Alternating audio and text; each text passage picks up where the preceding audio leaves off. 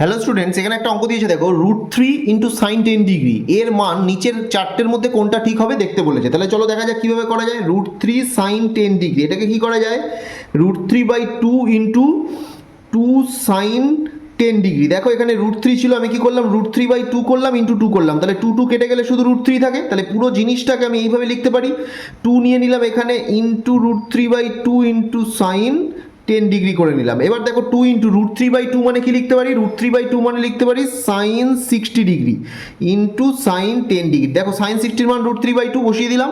এবার কি করবো দেখো, এটা কিসের formula, 2 sin a sin b। 2 sin a sin b কিসের formula, cos a minus b minus cos a plus b।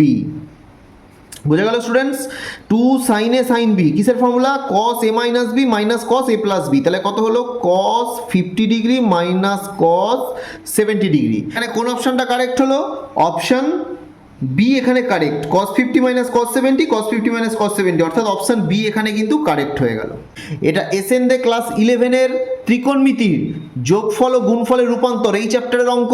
এই চ্যাপ্টারের বাকি অঙ্কের সমাধানের জন্য কমেন্ট বক্সে আসো, লিঙ্ক দেওয়া আছে।